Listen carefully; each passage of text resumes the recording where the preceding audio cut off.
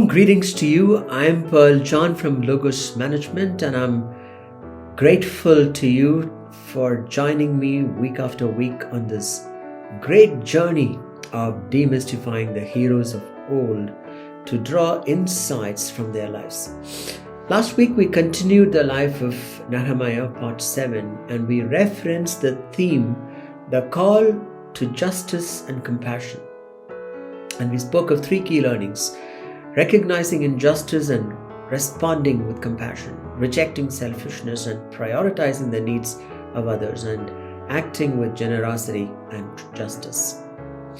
For our meditation this week, we consider the passage from Nehemiah chapter 5 verses 14 to 19 and move on to part 8, where we focus on the theme, leadership that makes a difference. Leadership that makes a difference. Nehemiah was not only a visionary, but he was also a man of execution. In Nehemiah 5:14 to 19, we see how he led the people of Jerusalem to rebuild the wall while also addressing the economic and social issues that were plaguing the community. Nehemiah's leadership model provides valuable lessons for us today as we seek to lead others in our own spheres of influence. Let me highlight for you 3 key lessons on leadership from Nehemiah's life. 1, lead with humility and be servant-like. Lead with humility and be servant-like.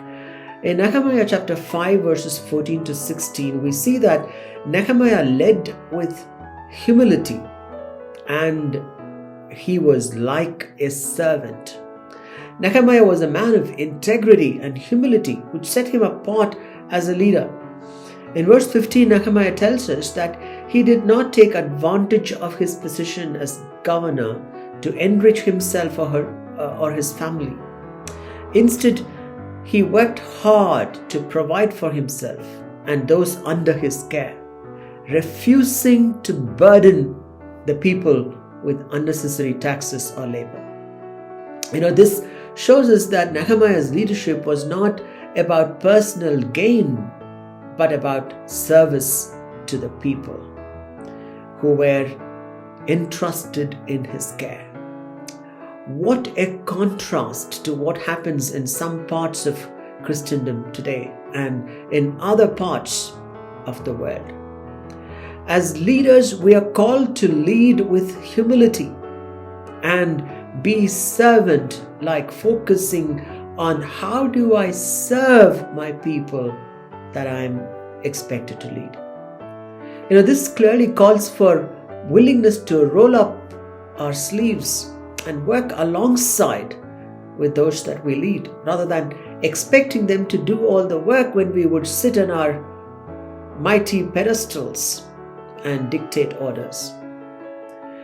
We are called to prioritize the needs of those we lead and seek to serve rather than use our position to lord it over others.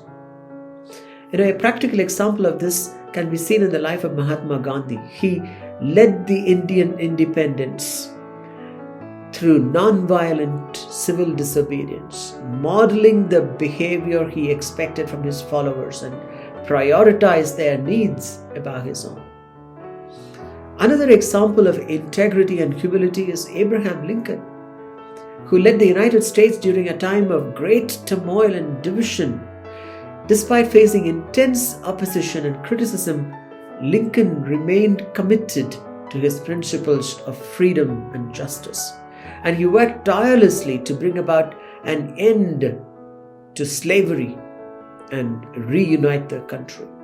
He did not seek personal gain or glory, but was driven by a sense of duty and a desire to serve his fellow citizens.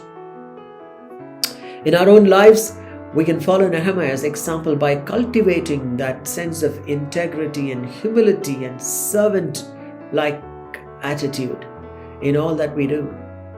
We're perhaps called to not present ourselves as being over others and pull rank over others, but consciously seeking for opportunities to serve and endeavor to be a blessing to those that we lead, and ensure that humility surfaces in every interaction. Humility calls for willingness to seek forgiveness when we have wronged someone, or refusing to compromise our values for the sake of success or recognition. Secondly, maintain accountability. Maintain accountability. Nehemiah chapter 5 verses 17 and 18, we see that Nehemiah maintained accountability. He kept careful records of the resources that were entrusted to him, ensuring that they were used for their intended purpose. As leaders, being accountable is central to our effectiveness. We are required to be transparent in our dealings with those that we lead and be accountable for the resources that are entrusted to us. We must ensure that the resources are used for their intended purpose and that they benefit those that we lead. A practical example of this is seen in the life of Warren Buffett. He is known for his integrity and transparency in his dealings with both his investors as also the public. And he is also committed to using his wealth to benefit others. Despite the vast wealth that he has generated over the past several years, he does not see it his right to splurge, but lives modestly in a 3-bedroom hall kitchen and flies economy class, holding himself as accountable to use the resources that is entrusted to him judiciously. Thirdly, celebrate success and give God the glory. Celebrate success and give God the glory.